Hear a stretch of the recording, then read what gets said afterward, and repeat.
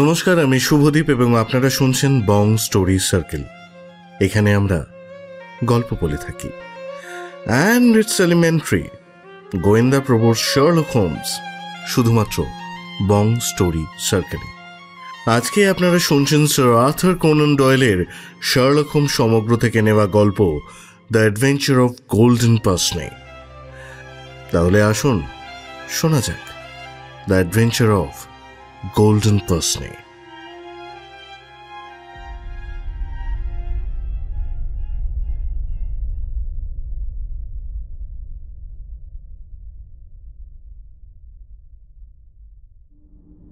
1894 সাল। বিচার করে দেখতে গেলে আমার মনে হয় ইয়ক্সলে ওল্ড প্লেসের উপসংহারের মতো কোনো কেসেই এতগুলি অসাধারণ পয়েন্টের একত্র সমাবেশ ঘটেনি। এই কেসেই শোচনীয়ভাবে মৃত্যুবরণ করে তরুণ উইলবি স্মিথ।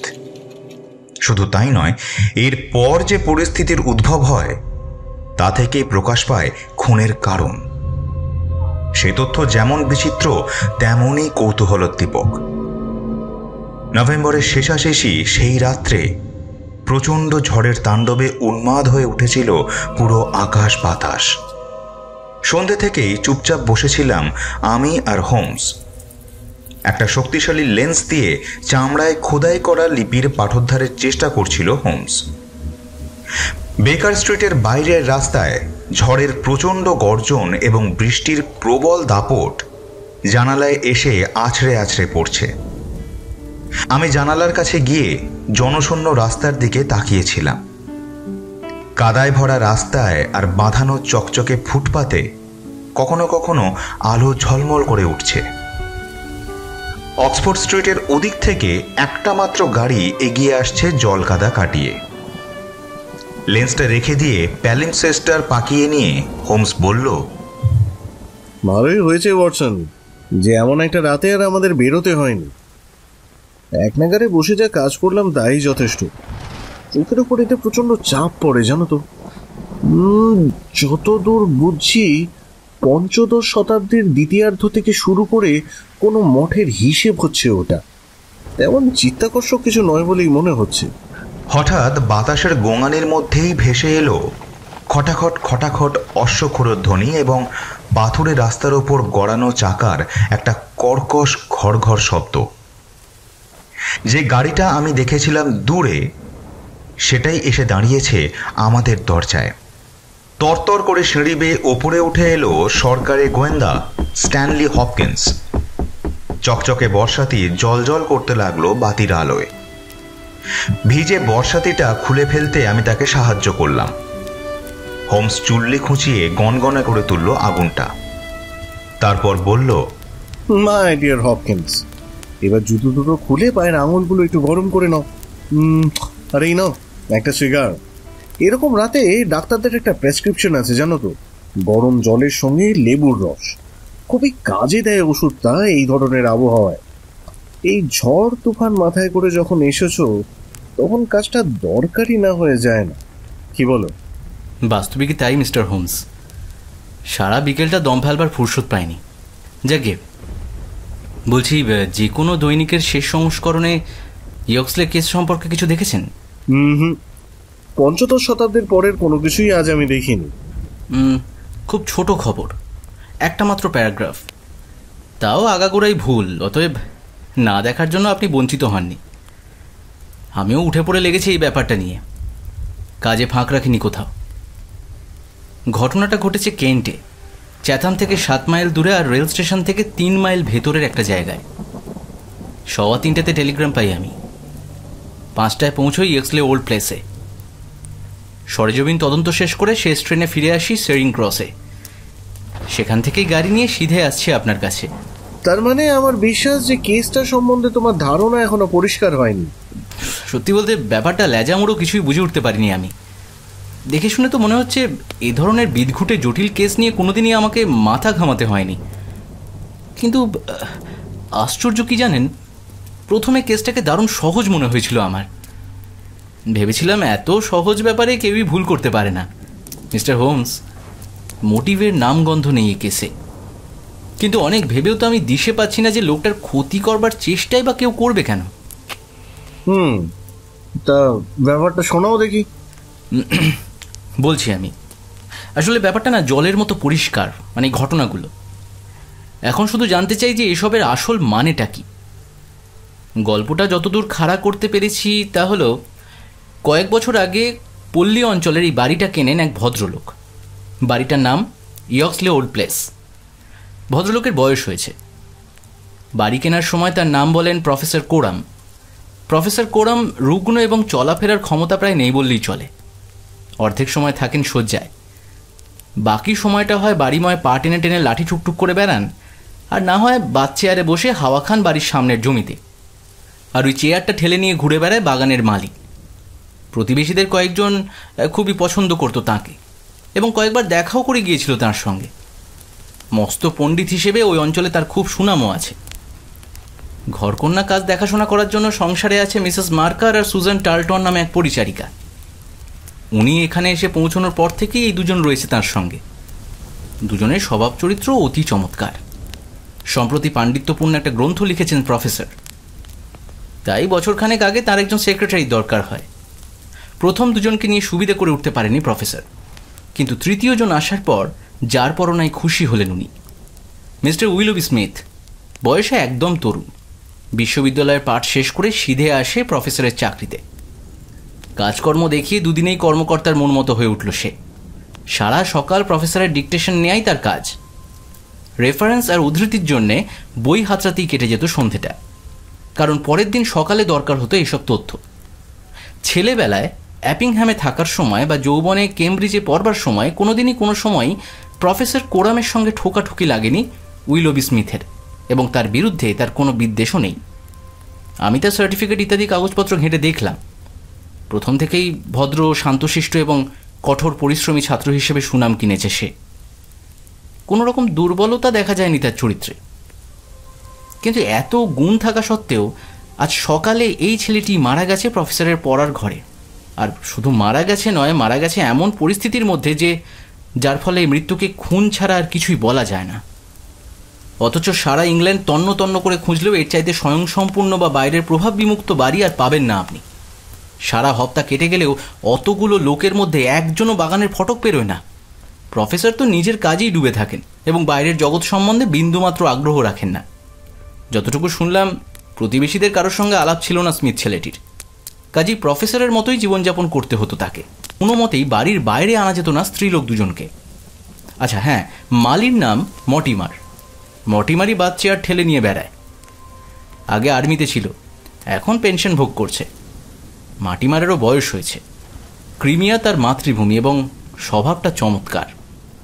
বাড়ির মধ্যে সে থাকে না, থাকে বাগানের একদম শেষে 3 ঘরওয়ালা একটা কটেজে। ইয়ক্সলে ওল্ড প্লেসের চৌহদ্দির মধ্যে মানুষ বলতে শুধু এই কজনকেই আপনি পাবেন। আচ্ছা, আরও একটা কথা, বাগানের গেট থেকে মাত্র 100 গজ দূরেই আছে লন্ডন থেকে চ্যাথাম যাওয়ার প্রধান সড়কটা।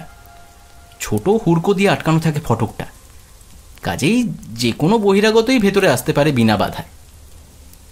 আচ্ছা, এবার শুনুন সুজান টার্লটনের সাক্ষী কি বলছে। এই ব্যাপারে নিশ্চিত কোনো খবর যদি দিতে কেউ পারে তবে সেই সুজান টার্লটন। ঘটনাটা ঘটে দুপুরের আগে 11টা থেকে 12টার মধ্যে। ওপরের তলায় সামনের শোবার ঘরের কতগুলো পর্দা টাঙানো নিয়ে ব্যস্ত ছিল সুজান। প্রফেসর কোরাম বিছানা ছেড়ে ওঠেননি তখনও। আবহাওয়া খারাপ থাকলে কখনো কখনো 12টার আগে শয্যা ত্যাগ করেন না উনি। বাড়ির পেছন দিকে কতগুলো কাজ নিয়ে ব্যস্ত ছিল মিসেস মার্কার। উইলবি স্মিথ ছিল তার শোবার ঘরে। শোবার ঘরটাই সে বসার ঘর হিসেবে ব্যবহার করত। আর সুজান যে ঘরে ছিল, পড়ার ঘরটা ঠিক তার নিচে। ঠিক সেই মুহূর্তে সুজান শুনতে পেল প্যাসেজ বরাবর গিয়ে নিচের পড়ার ঘরে নেমে গেল স্মিথ। স্মিথকে সে দেখেনি বটে, তবে ওরকম চটপটে জোরালো পায়ের চলার শব্দ শুনে নাকি কিছুতেই ভুল হতে পারে না তার। পড়ার ঘরের দরজা বন্ধ হওয়ার শব্দও সে শোনেনি। তবে মিনিট খানেক পরেই একটা ভয়াবহ চিৎকার ভেসে আসে নিচের ঘর থেকে। ভাঙা ভাঙা কর্কশ গলায় চিৎকার এমনই বিকট, অদ্ভুত আর অস্বাভাবিক যে চেঁচানিটা পুরুষের কি মহিলার তা বোঝা মুশকিল। সঙ্গে সঙ্গে শোনা যায় ধপ করে একটা ভারী বস্তু পতনের শব্দ। সমস্ত বাড়ি যেন কেঁপে ওঠে, আর তারপরেই সব নিস্তব্ধ। মুহূর্তের জন্য ভয়ে কাঠ হয়ে দাঁড়িয়েছিল সুজান। পরক্ষণেই সাহস ফিরে আসে তার। এক দৌড়ে নেমে আসে সে। পড়ার ঘরের দরজাটা বন্ধ ছিল। সুজানি গিয়ে তা খোলে। ঘরের ভেতরের মেঝের ওপর পড়েছিল মিস্টার উইলবি স্মিথের দেহ। প্রথমে সুজান আঘাতের কোনো চিহ্ন দেখতে পায়নি, কিন্তু দেহটা তুলতে গিয়েই সে দেখতে পায় ঘাড়ের নিচ দিয়ে রক্ত গড়িয়ে পড়ছে দরদর করে। সামান্য একটু চোট লাগলেও ক্ষতস্থান কিন্তু খুবই গভীর, এবং ওই এক আঘাতেই 2 টুকরো হয়ে গেছিল ক্যারোটিড ধমনী। যে হাতিয়ার এই আঘাতের সৃষ্টি তা পড়েছিল তার পাশেই কার্পেটের ওপরে। হাতিয়ারটা গালা শিলমোহর করার একটা ছোট্ট ছুরি। পুরনো কায়দায় সাজানো লেখার টেবিলে এই ধরনের ছুরি হামেশাই দেখতে পাওয়া যায়। ছুরির হাতলটা হাতির দাঁতের এবং ফলাটা বেশ শক্ত। প্রফেসরের নিজের টেবিলে অন্যান্য জিনিসপত্রের মধ্যেই ছুরিটাও ছিল। প্রথমে সুজান ভেবেছিল যে স্মিথ বুঝি মারা গেছে, কিন্তু সামান্য জল নিয়ে ওর কপালে ছিটিয়ে দিতেই মুহূর্তের জন্য চোখ খোলে ও বিড়বিড় করে বলে, প্রফেসর, সেই মেয়েটা। সুজান তো শপথ করে বলতে রাজি আছে যে ঠিক এই শব্দ কটাই উচ্চারণ করেছিল স্মিথ। প্রাণপণে আরও কিছু বলার চেষ্টা করেছিল, ওই ডান হাতটা শূন্যও তুলেছিল। তারপরে নিষ্পন্দ হয়ে যায় তার প্রাণহীন দেহ। ইতিমধ্যে মিসেস মার্কারও পৌঁছেছিল ঘরে, কিন্তু একটু দেরি হয়ে যাওয়ায় ছেলেটির অন্তিম কথা আর শুনতে পায়নি। সুজানকে মৃতদেহের পাশে রেখে ও দৌড়ে যায় প্রফেসরের ঘরে। বিছানায় উঠে বসেছিলেন উনি। নিদারুণ আতঙ্ক আর উত্তেজনার অভিব্যক্তি ফুটে উঠেছিল তার মুখে। হাড় হিম করা ওই চিৎকার শুনেই বোধহয় তার দৃঢ় বিশ্বাস হয়ে গেছিল যে ভয়াবহ একটা কিছু ঘটেছে। মিসেস মার্কারের বেশ মনে আছে, তখনও প্রফেসরের পরনে রাত্রিবাস ছিল। বাস্তবিকই মর্টিমারের সাহায্য ছাড়া তো পোশাক পরিবর্তন করা সম্ভব নয় তার পক্ষে। আচ্ছা, এদিকে মর্টিমারের ওপর আদেশ ছিল দুপুর 12টার সময় আসার। প্রফেসর বলছেন দূর থেকে ভেসে আসে একটা চিৎকার উনি শুনেছেন বটে, কিন্তু তার বেশি আর কিছুই উনি জানেন না। স্মিথ ছেলেটির শেষ কথা কটির কোনো অর্থ উনি বলতে পারলেন না। তার মতে প্রফেসর সেই মেয়েটা কথাটা আসলে নিছক প্রলাপ ছাড়া আর কিছুই নয়। ওর বিশ্বাস উইলবি স্মিথের দুনিয়ায় কোনো শত্রু নেই এবং হত্যার কোনো কারণ দর্শনও সম্ভব নয় তার পক্ষে। প্রথমে উনি মালি মর্টিমারকে পাঠিয়েছিলেন স্থানীয় পুলিশ ডেকে আনতে। একটু পরেই প্রধান কনস্টেবল খবর পাঠায় আমাকে। আমি না যাওয়া পর্যন্ত কোনো জিনিসের নড়চড় হয়নি এবং কড়া হুকুম জারি করা ছিল যেন কেউ ফটক থেকে বাড়িতে আসার পথটার ওপর চলাফেরা না করে। মিস্টার শার্লক হোমস, আপনার থিওরি কাজে লাগার এই ছিল সুবর্ণ সুযোগ। কিছুরই অভাব ছিল না অকুস্থলে। কেবল মিস্টার শার্লক হোমস ছাড়া। যাকে যাক, অকুস্থলে পৌঁছে কাজকর্ম কিরকম করলে সেটাই এবার শোনা যায়। মিস্টার হোমস, প্রথমেই আপনি নকশাটা দেখুন। নকশাটা মোটামুটি হলেও প্রফেসরের পড়ার ঘরের অবস্থান এবং এই কেসের অন্যান্য পয়েন্টগুলো সম্বন্ধে সাধারণ ধারণা আপনি পাবেন এই থেকে। তাতে আমার তদন্তধারা বুঝতে একটু সুবিধা হবে আপনার। নকশাটা অবশ্য খুব পরিষ্কার পরিচ্ছন্ন নয়। যে পয়েন্টগুলো নিতান্ত প্রয়োজনীয় মনে হয়েছে আমার কাছে, শুধু সেগুলোরই ধরে রেখেছি নকশাটাতে। বাকি যা কিছু তা নিজের চোখেই পরে দেখবেন খন। আচ্ছা, প্রথম থেকে শুরু করা যাক। যদি ধরে নিই হত্যাকারী বাইরে থেকে এসেছিল বাড়ির মধ্যে, তাহলে প্রশ্ন উঠছে কিভাবে সে ঢুকলো ভেতরে। আর সে বলতে আমি কিন্তু পুরুষ অথবা নারী উভয়কেই বোঝাচ্ছি। হ্যাঁ, নিঃসন্দেহে সে ঢুকেছে পেছনকার দরজা আর বাগানের পথ দিয়ে, কেননা এই দিক দিয়েই সোজাসুজি আসা যায় পড়ার ঘরে। অন্য কোনো পথ দিয়ে আসা মানে জটিলতা রীতিমতো বৃদ্ধি পাওয়া, কেননা সেক্ষেত্রে অনেক ঘুরে তবে তাকে আসতে হতো। খুনিকে পালাতেও হয়েছে নিশ্চয়ই এই পথ দিয়ে, কেননা ঘর থেকে বেরোবার আর দুটি পথের একটি বন্ধ করেছিল সুজান সিঁড়ি দিয়ে নামবার সময়, আরেকটি পথ তো গেছে সিধে প্রফেসরের শোবার ঘরে। কাজেই সময় নষ্ট না করে তৎক্ষণাৎ আমি বাগানের পথটা নিয়ে পড়লাম। সম্প্রতি বৃষ্টি হওয়ায় জলে প্যাচপ্যাচে হয়েছিল পথটা, সুতরাং সেখানে ছাপ থাকা খুবই স্বাভাবিক। পরীক্ষা শেষে দেখলাম খুবই হুঁশিয়ার আর পাকা ক্রিমিনালের সঙ্গেই কাজে নামতে হয়েছে আমায়। পথের ওপর কোনো রকম পায়ের ছাপের চিহ্ন মাত্র দেখলাম না। রাস্তার ধারে ধারে ঘাসের বর্ডারের ওপর দিয়ে যে কেউ হেঁটে গেছে সেই বিষয়ে অবশ্য কোনো রকম সংশয় আমার নেই। পাছে পায়ের ছাপ থেকে যায় তাই তার এত সতর্কতা। সুস্পষ্ট ছাপ বা ওই জাতীয় কিছুই কিন্তু আমি পাইনি। না পেলেও মারিয়ে যাওয়া ঘাসগুলোর অবস্থা দেখে বুঝেছিলাম কেউ না কেউ হেঁটে গেছে সেখান দিয়ে।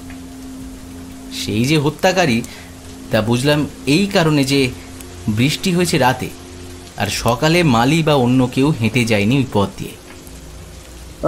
এক সেকেন্ড, বাগানের ওই পথটা কোথায় গেছে? বড় রাস্তায়। কত লম্বা ওই পথটা? 100 গজের মতো হবে। পথটা যেখানে ফাটকের মাছ দিয়ে গেছে সেইখানেই তো পায়ের ছাপ পেতে। দুর্ভাগ্যবশত পথের ঠিক ওই জায়গাটাতেই বাঁধিয়ে রাখা হয়েছে টালি দিয়ে। বড় রাস্তায়? না, জলে কাদায় জলাভূমি তৈরি হয়ে গেছে সেখানে। কি বিপদ! আচ্ছা, ঘাসের উপরে ওই ছাপটা দেখে তোমার কি মনে হয়েছিল? লোকটা বাড়ির দিকে আসছিল নাকি বাড়ি থেকে বাইরে যাচ্ছিল? তা বলা মুশকিল। পরিষ্কার ছাপ তো কোথাও পাইনি। বড় পা না ছোট পা? সে পার্থক্য আপনিও ধরতে পারবেন না। তারপর থেকেই তো মুষলধারে বৃষ্টি নেমেছে, আর হ্যারিকেনের মতো তুমুল ঝড় বইতেও শুরু করেছে। পার্চমেন্টের ওই পাণ্ডুলিপির চাইতেও এখন কঠিন হবে ঘাসের উপর ওই পায়ের ছাপের প্রভেদ বের করা। যাক, কি আর করা যাবে। তারপর হকিন্স, তুমি যে কিছুই করতে পারোনি এই ব্যাপারে নিশ্চিত হওয়ার পর তুমি কি করলে শুনি? আমার তো মনে হয় নিশ্চিতভাবে অনেক কিছুই আমি করেছি মিস্টার হোমস। বাইরে থেকে যে কেউ অতি সাবধানে বাড়ির মধ্যে ঢুকেছে তা আমি জেনেছি। এরপর করিডোরটা পরীক্ষা করলাম। নারকেল দড়ির মাদুর বিছানো সেখানে, এবং কোনো রকম ছাপ তার উপর পড়েনি। আর এখান থেকেই এসে পড়লাম ঘরে। অল্প কয়েকটি আসবাব দিয়ে সাজানো ঘর। প্রধান সামগ্রী হলো একটা মস্ত বড় খেলার টেবিলের সঙ্গে লাগোয়া একটা বিউরো। বিউরোর দুপাশে 2 সারি ড্রয়ার, মাঝখানে একটা ছোট্ট কাবার্ড। ড্রয়ারগুলো খোলা ছিল বটে, কিন্তু তালা চাবি দেওয়া ছিল কাবার্ডে। দেখে মনে হলো ড্রয়ারগুলো সবসময় খোলা থাকে ওইভাবে, এবং মূল্যবান কাগজপত্র রাখা হয় না সেখানে। তবে হ্যাঁ, কাবার্ডের মধ্যে কতগুলো দরকারি কাগজপত্র আছে বটে, তবে তাতে এমন কোনো চিহ্ন দেখলাম না যা থেকে অনুমান করা যায় যে কেউ কাবার্ডটা খোলার চেষ্টা করেছিল। প্রফেসরও জানালেন যে কিছুই চুরি যায়নি। কাজেই চুরি চামারি যে একেবারেই হয়নি এই বিষয়ে আমি নিশ্চিত। আচ্ছা, এবার আসা যাক ছেলেটির দেহ প্রসঙ্গে। হ্যাঁ, লাশটা পাওয়া গেছিল বিউরোর কাছেই, একটু বাঁ দিকে চার্টে যেখানে দাগ দিয়েছি, হ্যাঁ ঠিক ওই জায়গাটাতে। ছুরি মারা হয়েছে ঘাড়ের ডান দিকে এবং পেছন থেকে সামনের দিকে। কাজেই সে যে নিজেই নিজেকে ছুরি মারেনি সে বিষয়ে সন্দেহের বিশেষ অবকাশ থাকছে না। ছুরির উপরেও তো পড়ে যেতে পারে। এক্স্যাক্টলি, এ ধারণা আমার মাথাতেও এসেছিল, কিন্তু ছুরিটাকে পড়ে থাকতে দেখলাম দেহের কাছ থেকে বেশ কয়েকটা ফুট দূরে। সুতরাং ওই ধারণা একেবারেই অসম্ভব। আচ্ছা, তারপরেও ধরুন ছেলেটির অন্তিম কথাটা। এবং সবশেষে রয়েছে মৃত ব্যক্তির ডান হাতের মুঠিতে পাওয়া এই অত্যন্ত দরকারি প্রমাণটা। পকেট থেকে একটা ছোট কাগজের প্যাকেট বার করলো স্ট্যানলি হপকিন্স। প্যাকেটটা খুলে ফেলতেই ভেতর থেকে বেরিয়ে পড়ল একটা সোনার পঁচনে চশমা। কালো সিল্কের ছেঁড়া সুতোটা ঝুলছিল চশমার 2 পাশ থেকে। তারপর বলল, উইলবি স্মিথের দৃষ্টিশক্তি বরাবরই খুব ভালো ছিল, কাজেই এই জিনিসটি যে খুনির চোখ থেকে ছিনিয়ে নেওয়া হয়েছে সেই বিষয়ে কোনো প্রশ্নই থাকতে পারে না। চশমাটা নিজের হাতে তুলে নিল শার্লক হোমস। তারপর অপরিসীম আগ্রহ নিয়ে তন্ময় হয়ে পরীক্ষা করতে লাগলো খুঁটিয়ে খুঁটিয়ে। নাকের ওপর লাগিয়ে কিছু পড়ার চেষ্টাও করলো। তারপর উঠে গেল জানলার কাছে। কিছুক্ষণ তাকিয়ে রইল রাস্তার দিকে। ফিরে এসে বাতির নিচে জোরালো একটা আলোয় উল্টে পাল্টে অতি সূক্ষ্মভাবে কি যেন দেখল। সবশেষে নিঃশব্দে একচোট হেসে নিয়ে টেবিলে বসে পড়ে একটা কাগজে খসখস করে কয়েকটা লাইন লিখে টোকা মেরে কাগজটা এগিয়ে দিল স্ট্যানলি হপকিন্সের দিকে। তোমার জন্য এর বেশি কিছুই আমি আর করতে পারছি না হপকিন্স, তবে কাগজটা তোমার কাজে লাগতে পারে। কাণ্ড দেখে তাজ্জব হয়ে গিয়েছিল গোয়েন্দা প্রবর। এখন কাগজটা তুলে নিয়ে জোরে জোরে পড়তে শুরু করলো। অত্যন্ত মার্জিত স্বভাবের একজন স্ত্রীলোককে আমাদের প্রয়োজন। তার বেশভূষা ভদ্রমহিলার মতো, নাক অসাধারণ রকমের মোটা এবং নাকের দুপাশের 2 চোখ খুবই ঘেঁষা ঘেঁষি। তার কপাল কুঁচকানো, চোখ কুঁচকে তাকানোর অভ্যাস আছে এবং সম্ভবত কাঁধ দুটো গোল। দেখা যাচ্ছে গত কয়েক মাসের মধ্যে অন্ততপক্ষে 2 বার চোখের ডাক্তারের কাছে তাকে যেতে হয়েছে। যেহেতু তার চশমার লেন্সের শক্তি খুবই বেশি এবং যেহেতু চোখের ডাক্তারের সংখ্যা খুব বেশি নেই, সুতরাং তাকে খুঁজে বার করা বিশেষ কঠিন হবে না। মানে আরে খুবই সহজ সরল আমার এই অনুমান আর আমার এই সিদ্ধান্ত। চশমা ছাড়া এমন কোনো বস্তুই নেই যা থেকে এত ভুরি ভুরি অথচ নিখুঁত সিদ্ধান্ত আদায় করা যায়। আর এই চশমাটা, এটা সত্যি অসাধারণ। এই পেন্সনেটা যে মহিলার তা বুঝেছি এর হালকা আর সূক্ষ্ম গড়ন দেখে, এবং বিশেষ করে মরবার আগে স্মিথের শেষ কয়েকটি শব্দ থেকে। তার স্বভাব মার্জিত কিনা এবং বেশভূষা ভদ্রচিত কিনা তা বুঝেছি তার এই সোনার চশমা দেখে। চশমাটা কিন্তু নিরেট সোনার এবং খুবই সুন্দরভাবে বাঁধানো। এমন রুচি সুন্দর চশমা যিনি চোখে লাগান তিনি যে অন্য দিক থেকে অপরিচ্ছন্ন হবেন তা কল্পনাও করা যায় না। চশমাটা চোখে লাগালেই দেখবে যে ক্লিপটা তোমার নাকের পক্ষে কিন্তু খুবই চড়া। তার মানে ভদ্রমহিলার নাকটি গোড়ার দিকে খুবই মোটা। এই ধরনের নাক সাধারণত খুব ছোট আর পুরু হয়, কিন্তু এর অনেক ব্যতিক্রমও আছে। তাই এই পয়েন্টের উপর আমি খুব একটা জোর দিইনি, বা আমার এই অনুমান যে নির্ভুল হবে এমন কথাও বলিনি। এই যে দেখো না, আমার নিজের মুখ তো খুব সরু, কিন্তু তা সত্ত্বেও নাকের উপর চশমা লাগালে কিছুতেই দুটো চোখের তারাকে কাজ দুটোর মাঝামাঝি বা তার কাছাকাছিও নিয়ে আসতে পারছি না। সুতরাং ভদ্রমহিলার চোখ দুটি যে নাকের একদম গা ঘেঁষে তা বুঝতে আর দেরি হয় না। বর্ষণ পেন্সনেসটা হাতে নিলেই বুঝবে কাজ দুটো কনকেভ অর্থাৎ অবতল, এবং তার পাওয়ার হচ্ছে অস্বাভাবিক রকমের বেশি। সারা জীবন ধরে যে ভদ্রমহিলার দৃষ্টি এতখানি সংকুচিত, তার দেহতেও এমন চাহনির বিশেষ কিছু বৈশিষ্ট্য ফুটে ওঠে। কপালে, চোখের পাতা আর কাঁধ, এই তিনটে জায়গাতেই তার চোখ কুচকে তাকানোর বিভিন্ন চিহ্ন দেখা যায়। তোমার যুক্তিতর্ক সবই তো বুঝলাম, কিন্তু ভাই একটা জিনিস তো বুঝলাম না। চোখের ডাক্তারের কাছে যে গত কয়েক মাসের মধ্যে ভদ্রমহিলাকে দুবার যেতে হয়েছে, এই কথাটি কিভাবে আবিষ্কার করলে? সেটাই তো বোধগম্য হলো না।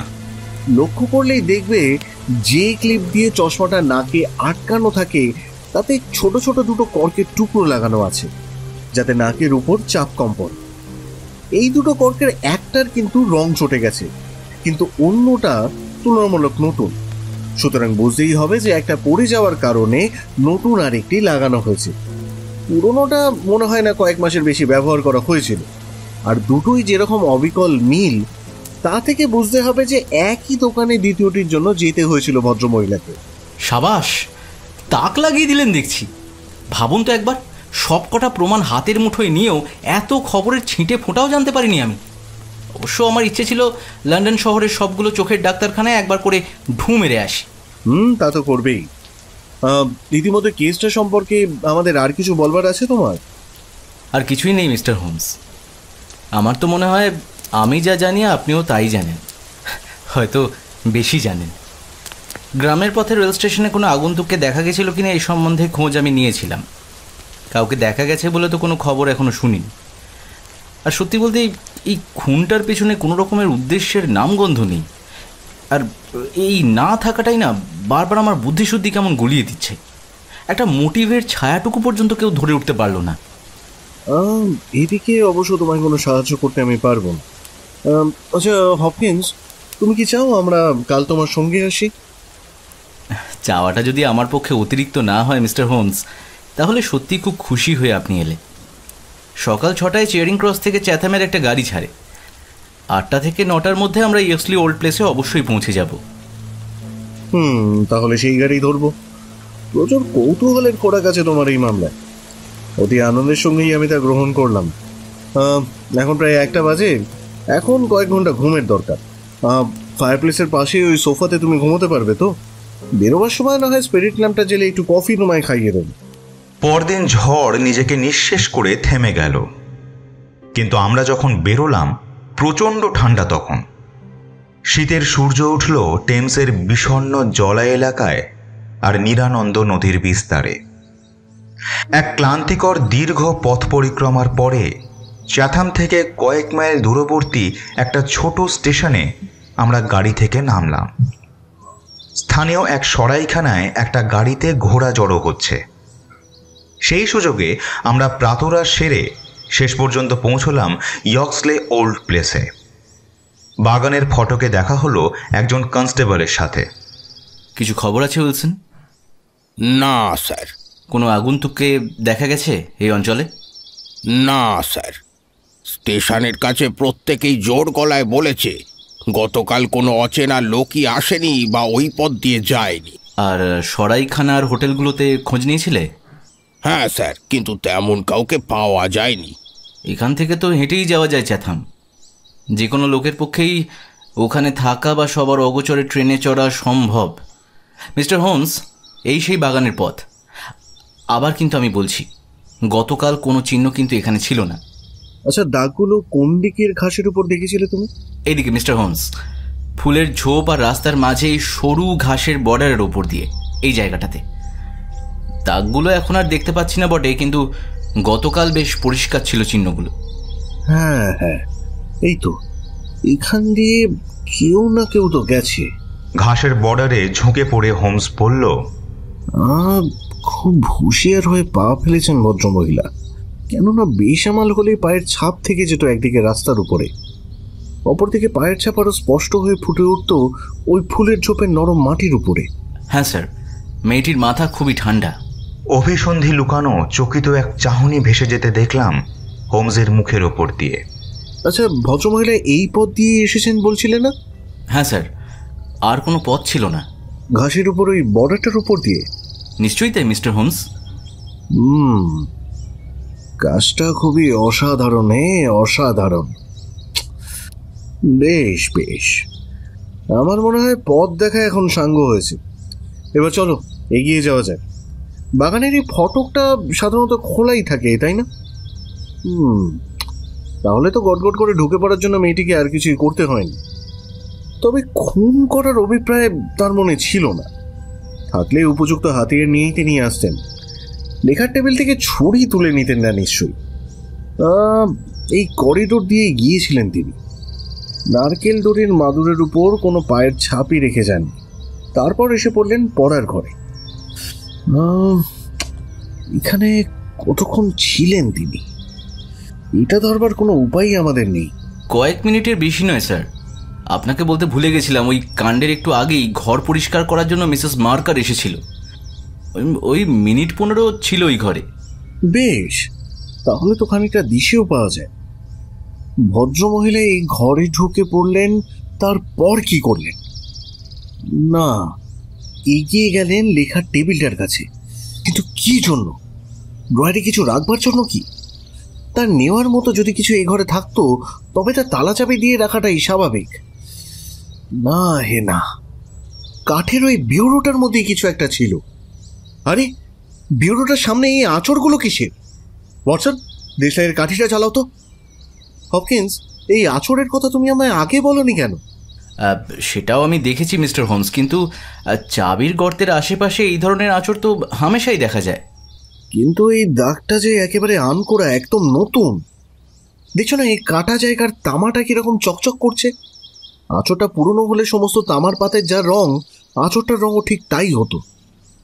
এই যে আমার লেন্সের মধ্যে দিয়ে দেখো, পরীক্ষার দুপাশে যেমন মাটি জমে উঁচু হয়ে থাকে ঠিক তেমনই জমে আছে আঁচড়টার দুদিকে। মিসেস মার্কার এখানে আছে। ঘরে ঢুকলো একজন বিষণ্ণ বদন বৃদ্ধা। হোমস জিজ্ঞাসা করল, আচ্ছা মিসেস মার্কার, এই বিউরোটা ধুলো আপনি আজকে ঝেড়েছিলেন? হ্যাঁ স্যার। এই আঁচড়টা লক্ষ্য করেছিলেন আপনি? না স্যার, করিনি। আমারও তাই বিশ্বাস আপনি করেননি। কেননা ধুলো ঝাড়ার পর বার্নিশের এই কুচোগুলো নিশ্চয়ই এখানে থাকতো না।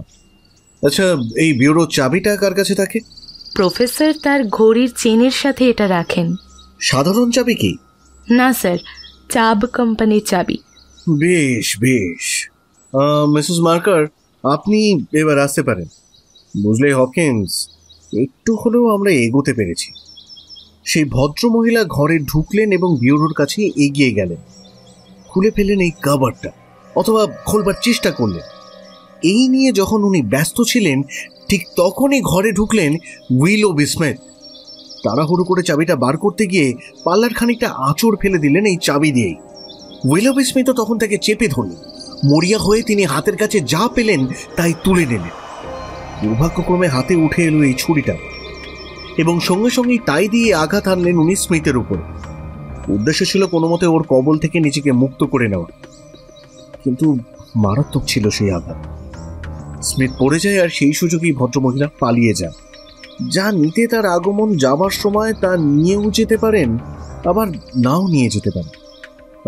সুজেন আছে নাকি এখানে? আচ্ছা সুজেন, এই চিৎকারটা শোনার পর ওই দরজা দিয়ে কারোর পক্ষে বেরিয়ে যাওয়া সম্ভব ছিল কি?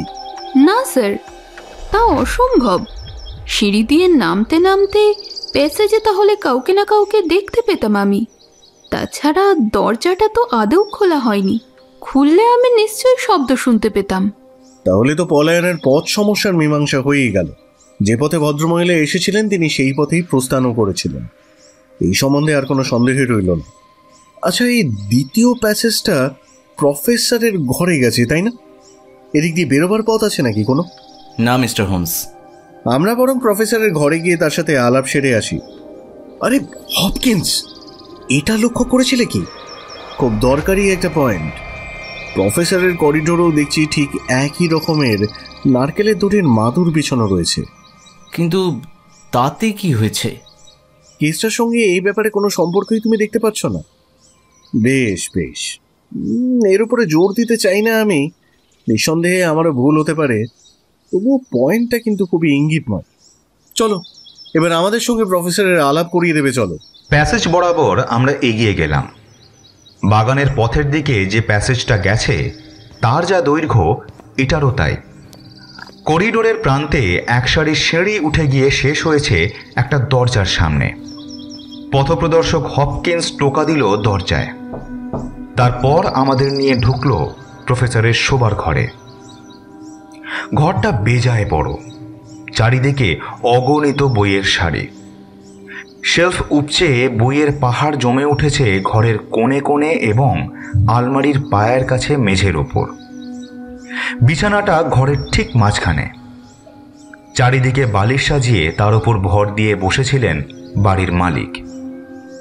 এরকম ধরনের অসাধারণ চেহারার লোক আমি কদাচিৎ দেখেছি। হাড় সর্বস্ব রোগা মুখ আর টিয়া পাখির মতো বাঁকানো নাক। রোমশ দুই ভুরুর নিচে গভীর গহ্বরের মধ্যে জলজল করছিল একজোড়া কুচকুচে কালো চোখ। অন্তর্ভেদী দৃষ্টি মেলে আমাদের পানে তাকিয়েছিলেন প্রফেসর।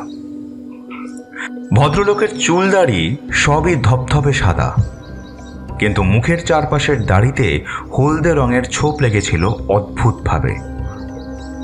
সাদা চুলের ঝোপের মধ্যে জ্বলছিল একটা সিগারেটের আগুন। বাসি তামাকের ধোঁয়ার দুর্গন্ধ ভাসছিল ঘরের বাতাসে। হোমসের দিকে ভদ্রলোককে হাত বাড়িয়ে দিতেই দেখলাম নিকোটিনের হলদে রঙের ছোপ তার হাতেও লেগেছে। ধূমপান করেন মিস্টার হোমস? বাছাই করা ইংলিশ বলেন প্রফেসর, কিন্তু উচ্চারণটা অদ্ভুত। একটা সিগারেট নিন অনুগ্রহ করে। আর আপনি জানেন এই সিগারেট আলেকজান্দ্রিয়ার আয়োনাডিস থেকে বিশেষভাবে তৈরি করিয়ে আনানো। একসঙ্গে পাঠায় 1000টা করে, এবং দুঃখের সঙ্গে বলতে হচ্ছে মাসে 2 বার করে আমায় আমদানি করতে হয়। খারাপ খারাপ, খুব খারাপ অভ্যেস মিস্টার হোমস। কিন্তু বোঝেনি তো, বুড়ো মানুষের জীবনে আর কতটুকুই বা আনন্দ। এই তামাক আর আমার কাজ, এছাড়া কি বা আমার অবশিষ্ট আছে বলুন? হোমস একটা সিগারেট ধরিয়ে মসৃণ দৃষ্টিসর নিক্ষেপ করে চলেছিল ঘরের সবকিছুর উপর। প্রফেসর বলে চললেন, বললাম বটে তামাক আর কাজ, কিন্তু এখন রইল শুধুই ওই তামাক। হায়, কি সাংঘাতিক বাধাই না পড়ল। এ হেন একটা দুর্ঘটনার কথা আর কে ভাবতে পেরেছিল? হ্যাঁ, খাসা ছেলেটি। আরে মশাই, আর কয়েক মাস ট্রেনিং দিলেই চমৎকার অ্যাসিস্ট্যান্ট হয়ে উঠতে পারত সে। কেসটা সম্বন্ধে আপনার কি মনে হয় মিস্টার হোমস? এখনো কোনো সিদ্ধান্তে আমরা পৌঁছতে পারিনি। আমরা তো প্রত্যেকে এখনো অন্ধকারে রয়েছি। এই অন্ধকারের মধ্যে যদি কিছু আলো নিক্ষেপ করতে পারেন তাহলে বাস্তবে কি কৃতজ্ঞ থাকবো আপনার কাছে। আমার মতো এক অকর্মণ্য বইয়ের পোকাকে এই আঘাত প্রায় অবশ করে দিতে বসেছে। সমস্ত চিন্তা শক্তি বিকল হয়ে পড়েছে। কিন্তু আপনি তো কাজের লোক, আপনার দৈনন্দিন জীবনের অংশই এই যে কোনো জরুরি ব্যাপারেই আপনি মানসিক ভারসাম্য বজায় রাখতে পারেন। আমাদের খুবই সৌভাগ্য আপনাকে আমাদের কাছে যে পেয়েছি। এমনিতেই আমি রুগ্ন, স্বাস্থ্য খুবই দুর্বল, তার উপর আমার অ্যাসিস্ট্যান্টকেও সরিয়ে নেওয়া হলো আমার কাছ থেকে। পাশের টেবিলের উপর ওই যে কাগজের স্তূপ, ওগুলো হলো আমার কর্মফলের একাংশ। সিরিয়া আর মিশরের খ্রিস্টানদের ভাষায় লেখা মঠে পাওয়া কাগজপত্রের আমার বিশ্লেষণ এটা। ধর্ম সম্বন্ধীয় মতবাদের একেবারে বুনিয়াদে আঘাত পড়বে এর ফলে। কিন্তু এখন জানি না এত কাজ আমি এই ভাঙা শরীর নিয়ে সমাপ্ত করতে পারবো কিনা। আরে মিস্টার হোমস, আপনি তো দেখছি আমার চাইতেও তাড়াতাড়ি ধূমপান করেন। এই বিষয়ে আমাকেও রসিক বলতে পারেন আপনি। সুদীর্ঘ সওয়াল জবাবের ঝামেলায় আপনাকে আমি বিব্রত করব না প্রফেসর কৌরাম, কেননা আমি আগেই শুনেছি খুনের সময় আপনি শয্যায় ছিলেন এবং এই সম্পর্কে কিছুই আপনি জানেন না। সুতরাং একটা মাত্রই কথা আপনাকে জিজ্ঞাসা করব। বেচারা ছেলেটি মরবার সময় বলে গিয়েছিল প্রফেসর সেই মেয়েটা, এই সম্বন্ধে আপনার কিছু বলার আছে কি? সুজান পল্লী অঞ্চলের মেয়ে। এ শ্রেণীর মেয়েদের অবিশ্বাস্য রকমের নির্বুদ্ধিতার কথা তো আপনার জানা নেই। আমার মনে হয় অন্তিম সময়ে বেচারা স্মিথ প্রলাপের ঘোরে বিড়বিড় করে অবদ্ধ অস্পষ্ট কিছু বলে গেছে, আর এই মেয়েটা তাকেই সাজিয়ে গুছিয়ে একটা একটা একটা অর্থহীন খবর তৈরি করে নিয়েছে। বটে। আচ্ছা, এই ট্র্যাজেডিটা সম্পর্কে আপনার নিজের কোনো ব্যাখ্যা আছে? খুব সম্ভব দুর্ঘটনা। সম্ভবত শুধু নিজেদের মধ্যেই বলতে সাহস পাচ্ছি যে এটা হয়তো একটা আত্মহত্যা। অনেক রকম লুকোনো কষ্ট থাকে তো তরুণদের মনে, হৃদয় সম্পর্কিত অনেক ব্যাপার। কোনোদিনই সেসব আমরা জানতে পারিনি। খুনের চাইতে বরং এই ধারণাটার খানিকটা মানে আছে। কিন্তু এই পেন্সনের চশমাটা? ও নেহাতি ছাত্র, আমি শুধু স্বপ্নই দেখি। বাস্তব জীবনের সমস্যা ব্যাখ্যা করার মতো যোগ্যতা আমার নেই। কিন্তু তবুও মাই ফ্রেন্ড, আমরা জানি ভালোবাসার পরিণতি মাঝে মাঝে বড় বিচিত্র আকার ধারণ করে। সে যাই হোক, আর একটা সিগারেট নিন। এই জিনিস সেরকম সমাদর পাচ্ছে দেখলেও আনন্দ হয়। হাত পাখা, দস্তানা, চশমা, জীবনদীপ নিভিয়ে দেওয়ার সময়ের প্রতীক হিসেবে বা সম্পদ হিসেবে কে যে কোন জিনিসটা নিয়ে যাবে তা কি কেউ বলতে পারে? এই ভদ্রলোক ঘাসের উপর পায়ের ছাপের কথা বলছিলেন, কিন্তু যাই বলুন ও বিষয়ে ভুল হওয়াটাই খুব সহজ। আর ছুরিটা পড়ে যাওয়ার সময় অনায়াসেই তো দূরে ছুঁড়ে ফেলে দিতে পারে হতভাগা স্মিথ। খুব সম্ভব ছেলে মানুষের মতো কথা বলছি আমি জানি, কিন্তু আমার মতে নিজের হাতেই নিয়তির বিধান মেনে নিয়েছে উইলৌবি স্মিথ। প্রফেসর কৌরাম, বিরুর ওই কাবারটার ভিতরে ঠিক কি ছিল বলুন তো? চোরের উপকারে আসার মতো কিছুই ছিল না। পারিবারিক কাগজপত্র, আমার স্ত্রীর চিঠি, ইউনিভার্সিটির দেওয়া সম্মানপত্র, ডিপ্লোমার গাদা, এই সব। এই নিন চাবি, নিজেই দেখে আসুন খন। না, বিউরোটা কেটে কোনো কাজ হবে বলে আমি মনে করি না। আমি বরং বাগানে গিয়ে ঠান্ডা মাথায় ধীরে সুস্থে সমস্ত ব্যাপারটা নিয়ে ভেবে দেখি। আপনার ওই আত্মহত্যার থিওরিটা নিয়ে আমার তেমন কিছুই বলবার নেই। যাই হোক, অনেক উৎপাত করে গেলাম আপনাকে, ক্ষমা করবেন প্রফেসর কৌরাম। লাঞ্চের পর না হয় আরেকবার বিরক্ত করবো আপনাকে। ঠিক 2টোর সময় আবার আসবো। ইতিমধ্যে যদি কিছু ঘটে তার রিপোর্টও দিয়ে যাব আপনাকে। আশ্চর্য রকম অন্যমনস্ক দেখলাম হোমসকে। বেশ কিছুক্ষণ আমরা নীরবে পায়চারি করতে লাগলাম বাগানের পথের এ মোড় থেকে ও মোড় পর্যন্ত। অবশেষে আমি জিজ্ঞাসা করলাম, কোনো সূত্র পেয়েছ নাকি হোমস? তা নির্ভর করছে আমি যে চুরুটগুলো খেয়ে এলাম তার উপর। এমনও হতে পারে যে আগাগোড়াই আমি ভুল করছি, ওই চুরুটগুলোই আমাকে তা দেখিয়ে দেয়। বিস্ময়ে চেঁচিয়ে উঠলাম আমি। মাই ডিয়ার হোমস, তুমি জানছো কি করে যে? হা, বেশ বেশ, নিজের চোখেই না হয় দেখবে সব, না হলে কোনো ক্ষতি তো নেই, চোখের ডাক্তারের ক্লু তো রয়েছে। ফিরে এসে তাই নিয়ে কাজ চালানো যাবে এখন। কিন্তু সোজা পথ যখন দেখতে পেয়েছি তখন তার সুযোগ তো আমি নেবই। ওই তো মিসেস মার্কার রয়েছেন, চলো হে, মিনিট কয়েক কথাবার্তা বলে কিছু খবর টবর জানা যাক ওনার থেকে। এর আগে আমি হয়তো বলেছি যে ইচ্ছে করলে আশ্চর্য উপায়ে মেয়েদের মন জয় করতে পারত হোমস, এবং অনায়াসে অতি অল্প সময়ের মধ্যে তাদের আস্থাভাজন হয়ে উঠত সে। এক্ষেত্রেও 5 মিনিট বললেও দেখলাম তার অর্ধেক সময়ের মধ্যেই মিস মার্কারের বিশ্বাসের পাত্র হয়ে উঠেছে সে, এবং এমনভাবে গল্প করতে শুরু করে দিয়েছে যেন কত বছর ধরেই তার সঙ্গে পরিচয় হোমসের। হ্যাঁ মিস্টার হোমস, আপনি যা বললেন তা সত্যি। ভীষণ ধূমপান করেন উনি, সারাদিন তো বটেই, এমনকি কখনো কখনো রাত্রেও। একদিন সকালে ওর ঘরটা আমি দেখেছিলাম স্যার, কি বলবো, দেখলে পরে আপনার মনে হতো যেন লন্ডনের কুয়াশা দেখছেন। বেচারি মিস্টার স্মিথও সিগারেট খেতেন, তবে প্রফেসরের মতো এতটা খারাপ স্মোকার উনি ছিলেন না। এত সিগারেট খেয়ে ওর শরীরের ক্ষতি হয়েছে না উন্নতি, সেটা আমি জানি না। ও, কিন্তু এতে খিদে নষ্ট হয়ে যায় যে। তা হবে, আমি অবশ্য কিছু বুঝি না স্যার। আমার তো মনে হয় খাওয়ার সময় নামমাত্রই খান প্রফেসর, তাই নয় কি? ঠিক নেই, কখনো বেশি কখনো কম। আমি বাজি ফেলে বলতে পারি মিসেস মার্কার, আর সকালে উনি ব্রেকফাস্ট খাননি। তাছাড়া যে পরিমাণ চুরুট ওনাকে খেতে দেখলাম, ওর পরে লাঞ্চও উনি ছোবেন বলে মনে হয় না আমার। সবই ভুল বললেন স্যার, আজ সকালেই তো আশ্চর্য রকমের বেশি ব্রেকফাস্ট খেয়েছেন উনি। এরকম খাওয়া খেতে আগে কখনো তাকে দেখেছি বলে মনে পড়ে না। লাঞ্চের জন্য একটা পুরো ডিশ ভর্তি কাটলেটের অর্ডারও দিয়েছেন উনি। আমি তো নিজেই অবাক হয়ে গেছি ওর খাওয়া দেখে। গতকাল এ ঘরে এসে মেজের ওপর মিস্টার স্মিথের দেহ দেখার পর থেকে খাবারের দিকে তাকাতেও পারছি না আমি।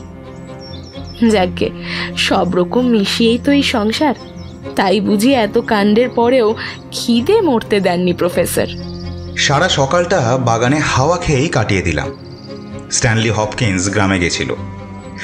আগের দিন সকালে চ্যাথাম রোডে একজন অজ্ঞাত স্ত্রীলোককে কয়েকজন ছেলে মেয়ে দেখেছিল।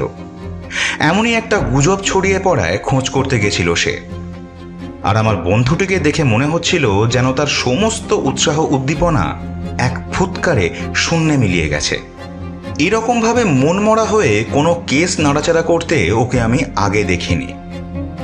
এমনকি হপকিন্স এসে যখন খবর দিল যে হোমসের বর্ণনার সঙ্গে হুবহু মিলে যায় এমনই একজন চশমা পরা বা পঁচনে চোখে স্ত্রীলোককে আগের দিন সকালে বাচ্চারা সত্যি সত্যিই দেখেছে এই চ্যাথাম রোডেই, তখনও তার মনে কোনো রকম নিবিড় আগ্রহের সঞ্চার হয়েছে বলে আমার মনে হলো না।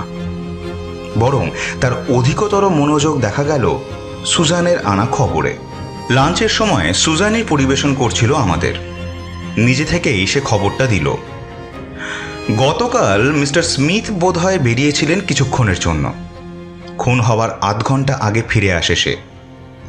এই খবরের সঙ্গে আসল ঘটনার কি সম্পর্ক সেটা আমি বুঝতে পারলাম না, কিন্তু বেশ বুঝলাম আগে থেকেই মস্তিষ্কের মধ্যে গড়ে নেওয়া অসাধারণ ছকের মধ্যে এই খবরটাকেও বেমালুম জোড়া লাগিয়ে দিল হোমস। হঠাৎ সে চেয়ার ছেড়ে লাফিয়ে উঠে বাইরের দিকে তাকালো। জেন্টলম্যান, 2টো বাজে, এবার ওপরে গিয়ে আমাদের প্রফেসর বন্ধুর সঙ্গে এই ব্যাপারটার একটা ফয়সলা করে ফেলা যায়, কি বলো? চলো। সবে লাঞ্চ শেষ করেছিলেন বৃদ্ধ প্রফেসর। খালি ডিশগুলো দেখেই বুঝলাম যে মিসেস মার্কার তার চমৎকার ক্ষুধা সম্পর্কে যে মন্তব্য করেছিলেন তা সম্পূর্ণ সত্য। ধবধবে সাদা কেশ দুলিয়ে ঝকঝকে চোখের জ্বলন্ত দৃষ্টিটা আমাদের ওপর রাখতেই তাকে দেখে মনে হলো যেন বাস্তবে কি কোনো ঐন্দ্রজালিকের মূর্তি দেখছি। চিরন্তন সিগারেটটা তখনও ধুমোদ্গীরণ করে যাচ্ছিল তার মুখ থেকে। পোশাক পরিবর্তন করে আগুনের পাশে হাতলওয়ালা একটা চেয়ারে তিনি বসেছিলেন। তারপর মিস্টার হোমস রহস্যের সমাধান করতে পারলেন? এই বলে পাশের টেবিলে রাখা সিগারেটের মস্ত বড় টিনটা তিনি এগিয়ে দিলেন হোমসের দিকে। সঙ্গে সঙ্গে হাত বাড়িয়ে দিল হোমস এবং হাতে ঠোকাঠুকি লেগে টেবিলের কিনারায় উল্টে গেল বাক্সটা।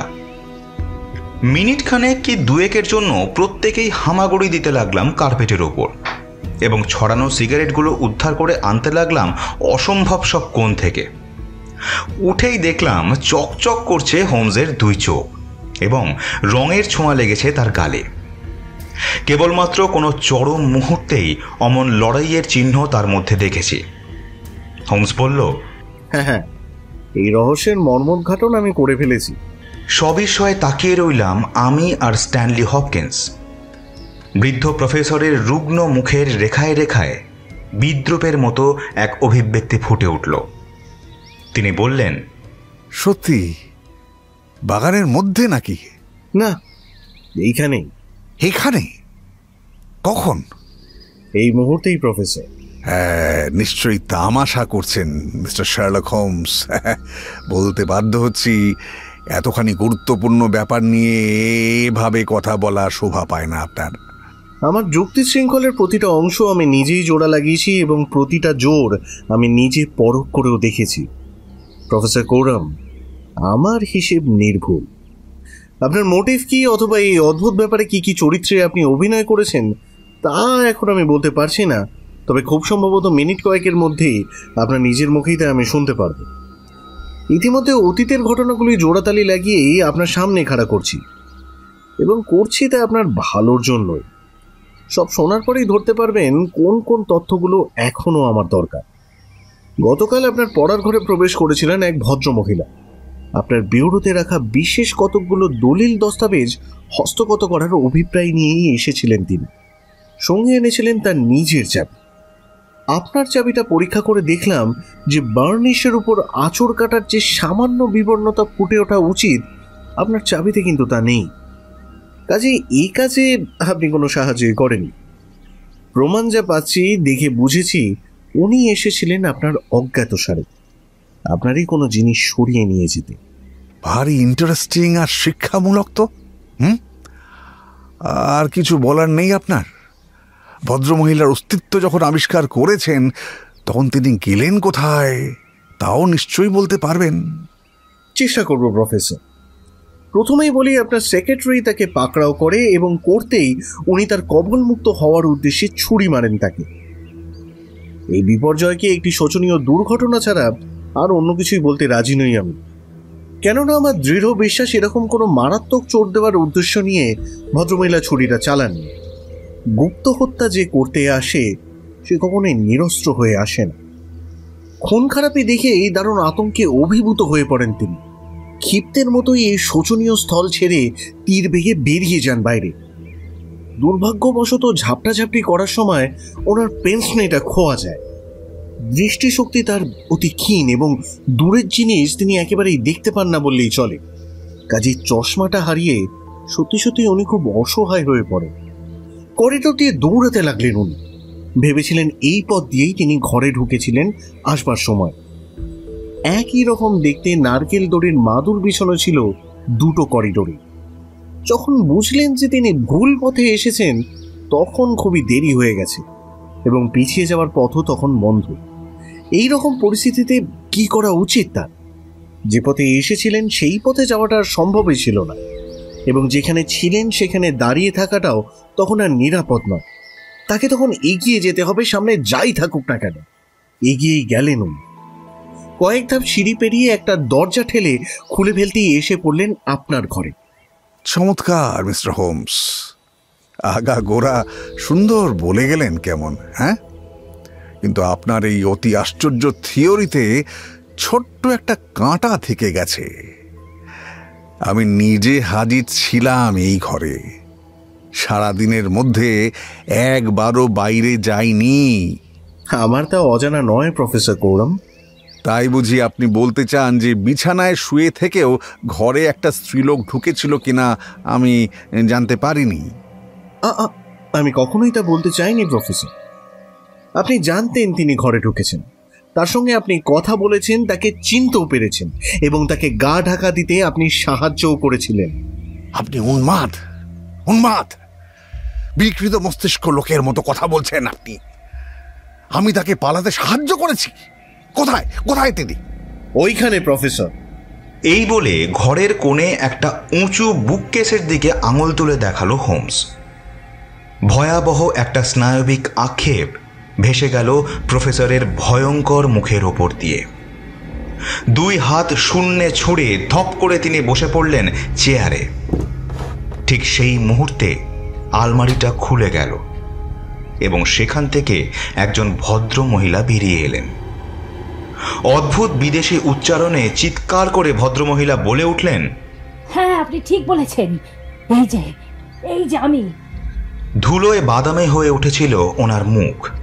গোপন স্থানের দেওয়ালের মাকড়সার জালে আচ্ছন্ন হয়ে গিয়েছিল আপাদমস্তক। কালিঝুলির ছাপ তার মুখেও লেগেছিল। কোনো মতেই তাকে সুশ্রী বলা চলে না।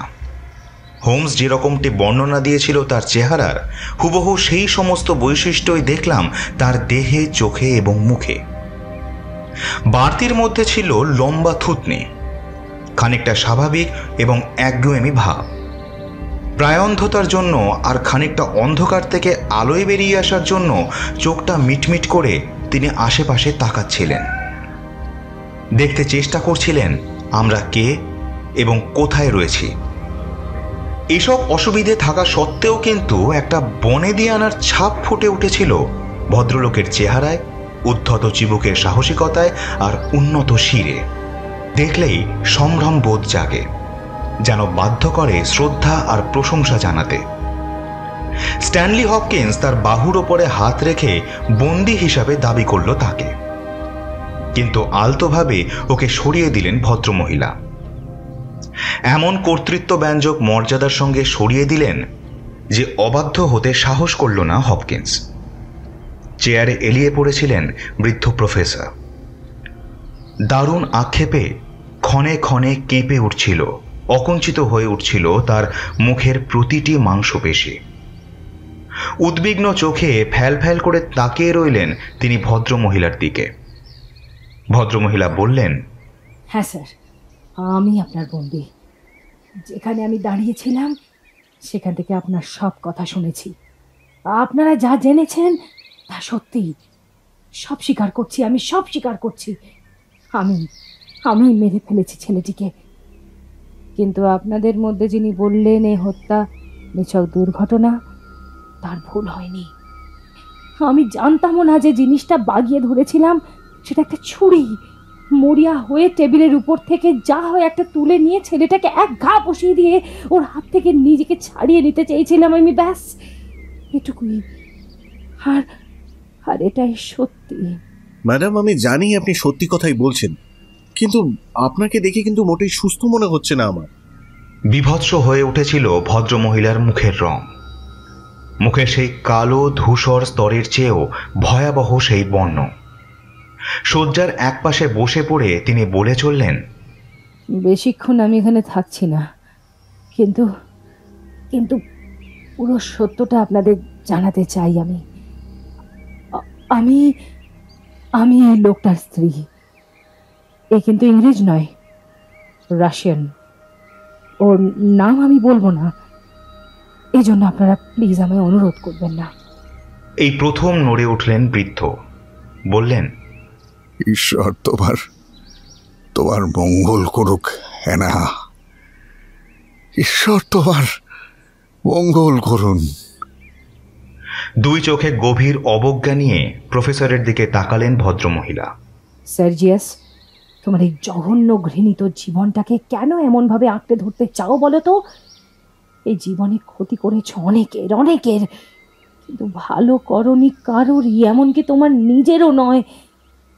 যাই হোক, বিধাতার নির্ধারিত সময়ের আগে তোমার ওই অপলকা জীবনসূত্র ছেড়ে দেবার কারণ হতে চাই না আমি। অভিশপ্ত এই বাড়ির চৌকাঠ পেরোনোর পর থেকে যথেষ্ট যথেষ্ট নির্যাতন গেছে আমার আত্মার ওপর, কিন্তু তবুও আমায় সব বলতে হবে, আজ সব বলতে হবে, তা না হলে খুব যে দেরি হয়ে যাবে। আগেই বলেছি, এই লোকটার স্ত্রী আমি। আমাদের যখন বিয়ে হয় তখন ওর বয়স ছিল 50, আর আমি 20 বছরের এক বোকা মেয়ে। বিয়েটা হয়েছিল রাশিয়ার ইউনিভার্সিটিতে। শহরটির নাম আমি বলবো না। ঈশ্বর তোমার মঙ্গল করুক না। আবার বিড়বিড় করে ওঠেন বৃদ্ধ। আমরা ছিলাম সংস্কারক, বিপ্লবী, নিহিলিস্ট। ও ছিল, আমি ছিলাম, আরো অনেকে ছিল।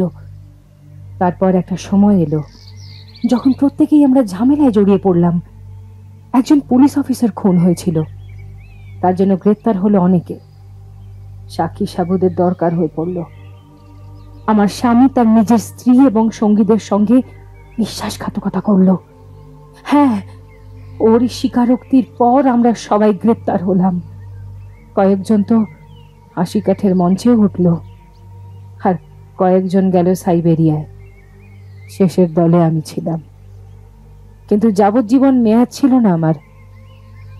নোংরা পথে পাওয়ার সমস্ত অর্থ নিয়ে ইংল্যান্ডে চলে এলো আমার স্বামী। সেই থেকেই পরম শান্তিতে এখানে আছে সে।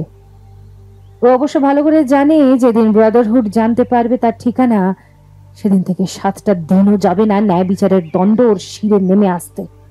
কাঁপা হাত বাড়িয়ে কোনো মতে একটা সিগারেট তুলে নিলেন বৃদ্ধ। বললেন, আমি তোমার হাতের মুঠোয় না, আর চিরকালই আমার ভালো বই খারাপ করনি তুমি। এখনো কিন্তু ওর শয়তানের চূড়ান্ত দিকটা আপনাদের আমি বলিনি। নিঃস্বার্থ এবং প্রেমময় তার চরিত্র, এর কোনোটি কিন্তু আমার স্বামীর নেই। জোর জবরদস্তি, জুলুমবাজিকে ঘৃণা করত সে, ভালোবাসত অহিংসাকে। অপরাধী ছিলাম আমরা প্রত্যেকেই, অবশ্য যদি একে অপরাধ বলা যায়, কিন্তু সে নয়। এই পথ থেকে ফেরানোর জন্য চিঠি লিখত সে আমায়। এই চিঠিগুলোই বাঁচাতে পারতো ওকে, আর পারতো আমার ডায়েরিটা। তার প্রতি আমার মনোভাব, আমার আবেগ, অনুভূতি প্রতিদিন লিখে রাখতাম এই ডায়েরিতে। আর লিখতাম আমাদের প্রত্যেকের ব্যক্তিগত মতামত। ডায়েরি আর চিঠির তারা দুটোই খুঁজে বার করে নিজের কাছে রেখে দেয় আমার অতিদেবতা। শুধু রেখে দেওয়া নয়, একদম একদম লুকিয়ে ফেলে এই দুটি জিনিস এবং আপ্রাণ চেষ্টা করে ওই যুবা পুরুষটির জীবনদীপ নিভিয়ে দিতে। কিন্তু কিন্তু এক্ষেত্রে ব্যর্থ হয় সে। প্রাণে বেঁচে গেলেও মুক্তি পেল না অ্যালেক্সিস। তাকে পাঠানো হলো সাইবেরিয়ায়। সেইখানেই এখনো এই মুহূর্তে সে কাজ করে চলেছে একটা নুনের খনিতে।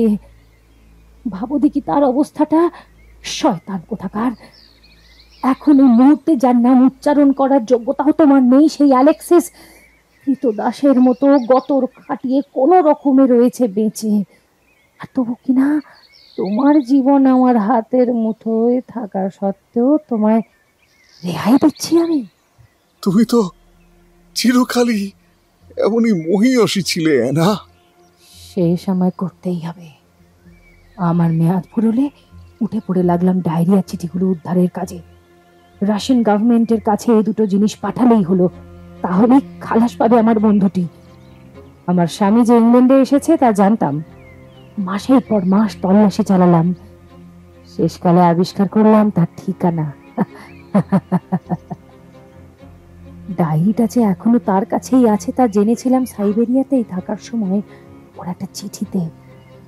ডায়েরির পাতা থেকে কয়েকটা অংশ তুলে তিরস্কার করে চিঠিটা লিখেছিল আমায়।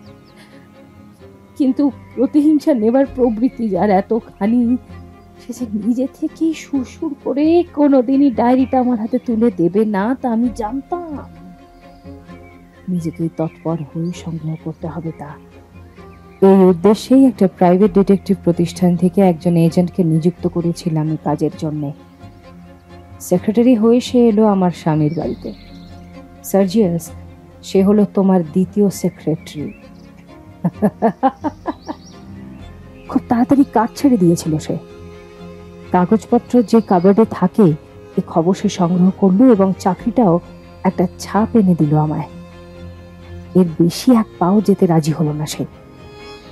বাড়ির একটা নকশাও আমায় দিয়েছিল বটে, আর বলেছিল দুপুরের আগে সব সময় ফাঁকা থাকে পড়ার ঘরটা, সে সময় সেক্রেটারি ব্যস্ত থাকে ওপরে। তাই শেষ পর্যন্ত সাহসে বুক বেঁধে নিজেই এসেছিলাম কাগজগুলো উদ্ধার করতে। বলা বাহুল্য সফল হয়েছি, কিন্তু হায় রে, কি চরম মূল্য দিতে হলো তার প্রতিদানে। কাগজগুলো সবই নিয়ে চাবি ঘুরিয়ে কাবারটা বন্ধ করছি, এমন সময়ে ছেলেটি এসে চেপে ধরলে আমায়। সেদিন সকালেই তার সঙ্গে দেখা হয়েছিল আমার। রাস্তায় তার সঙ্গে দেখা হওয়ায় তাকে জিজ্ঞেস করেছিলাম, প্রফেসর কোরাম থাকেন কোথায়? তখন জানতাম না যে বাড়িরই কর্মচারী সে। এক্স্যাক্টলি। বাড়ি ফিরে এসে সেক্রেটারি প্রফেসর কোরামকে জানায় রাস্তায় দেখা সেই মহিলাটির কথা। তারপর শেষ নিঃশ্বাস ফেলার সময় এই খবরটি পাঠাতে চেয়েছিলেন তাকে, যে এই সেই মেয়েটি, যে মেয়েটির কথা এইমাত্র সে আলোচনা করে এসেছে তার সঙ্গে।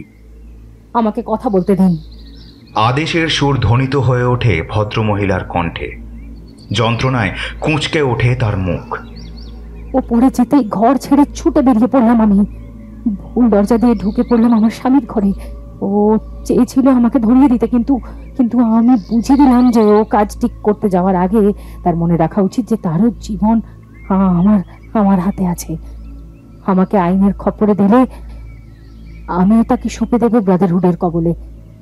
আমি যে শুধু আমার জীবনের জন্যই বাঁচতে চেয়েছিলাম তা নয়, আমি আমার উদ্দেশ্য সিদ্ধ করতে চেয়েছিলাম। ও বুঝলো আমার যে কথা সেই কাজ, বুঝলো যে ওর অদৃষ্ট নির্ভর করছে আমার অদৃষ্টের উপর। শুধু এই কারণেই আমায় আড়াল করতে চেয়েছিল, আর কোনো কারণের জন্য না। অন্ধকারাচ্ছন্ন একটা লুকোনোর জায়গায় আমাকে ঠেলে ঢুকিয়েও দিয়েছিল।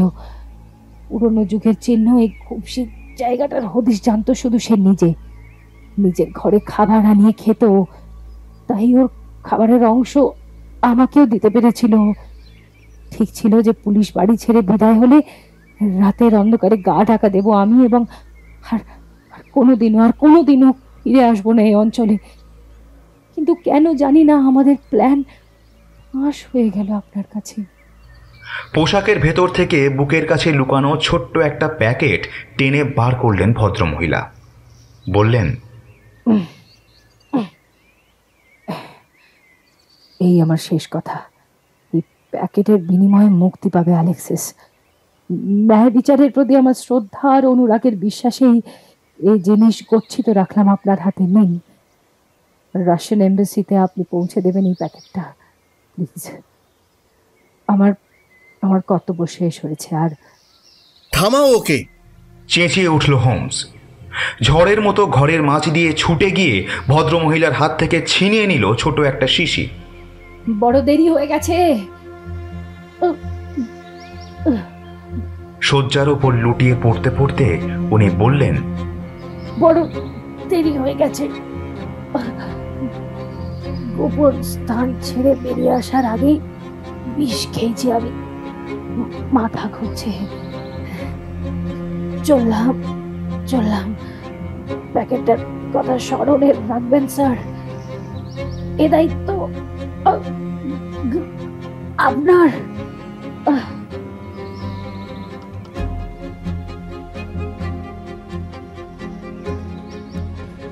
শহরে ফেরার পথে ট্রেনের মধ্যে বসে হোমস বলল, খুবই সোজা ছিল কেসটা, কিন্তু কয়েকটা দিক থেকে বেশ শিক্ষামূলক।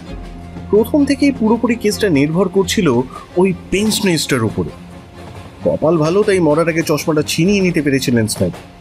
তা না হলে এই রহস্যের মর্মোদ্ঘাটন করা হয়তো কোনোদিনই সম্ভব হতো না।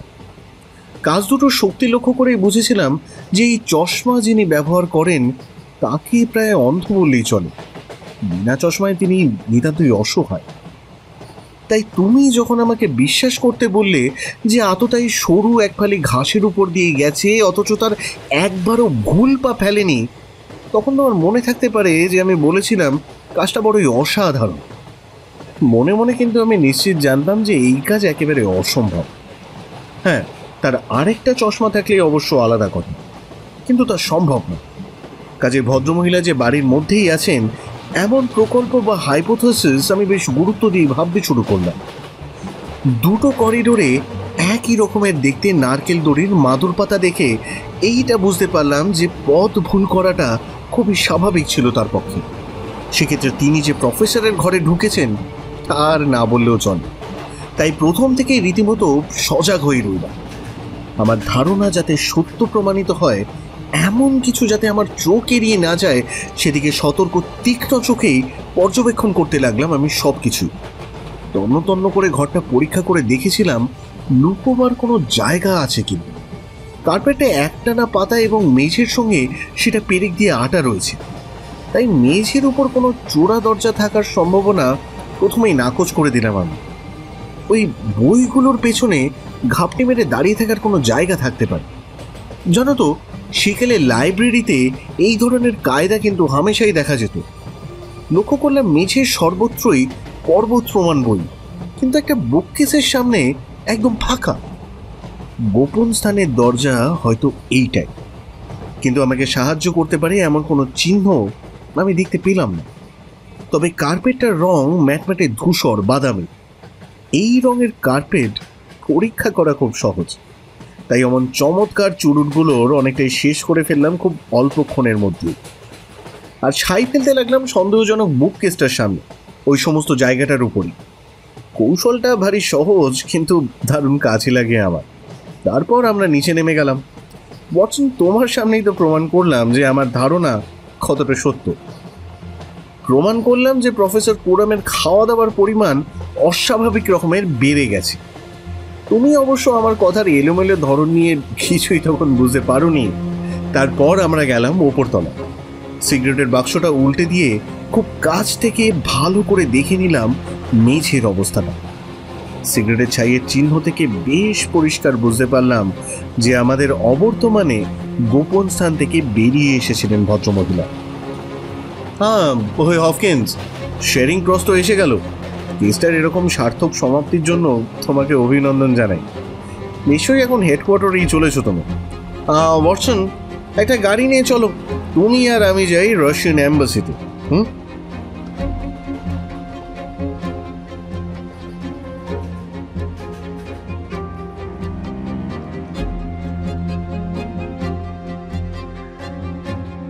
আশা করছি আজকের গল্পটি আপনাদের সবার ভালো লেগেছে। ভালো লাগলে লাইক, শেয়ার এবং সাবস্ক্রাইব করতে কিন্তু ভুলবেন না। আর সাবস্ক্রাইব করে বেল নোটিফিকেশন আইকনটি কিন্তু অবশ্যই প্রেস করে রাখুন আমাদের সমস্ত আপডেট সবার আগে পেতে। আমাদের আজকের নিবেদন ছিল স্যার আর্থার কোনান ডয়েলের the adventure of golden pince-nez. গল্পটির শ্রুতিনাট্য রূপদান করেছেন বড়সা। গল্পটির প্রচ্ছদ অঙ্কন করেছেন ডিভাইন কমেডি। সমগ্র শব্দগ্রহণ এবং আবহ সৃজনে ছিলেন ফিনিক্স অডিওভার্স। বিভিন্ন চরিত্রে অভিনয় করেছেন স্নেহাদ্রি, শুভদীপ, সৌমেন, আকাশ, অভিজিৎ, বড়সা, দেবস্মিতা, দিতিপ্রিয়া এবং দীপঙ্কর। আরও একবার মনে করিয়ে দিই, আমাদের চ্যানেলটিকে সাবস্ক্রাইব করে আমাদের পাশে থাকুন, যাতে আমরা আরও দারুণ দারুণ গল্প শুধুমাত্র আপনাদের জন্য নিয়ে আসতে পারি। শোনা হচ্ছে খুব শীঘ্রই নতুন আরেকটি গল্প নিয়ে। ততদিন ভালো থাকুন, সুস্থ থাকুন এবং শুনতে থাকুন Bong Story Circle and it's elementary. এখানে আমরা গল্প বলে থাকি। শোনা হচ্ছে খুব শীঘ্রই।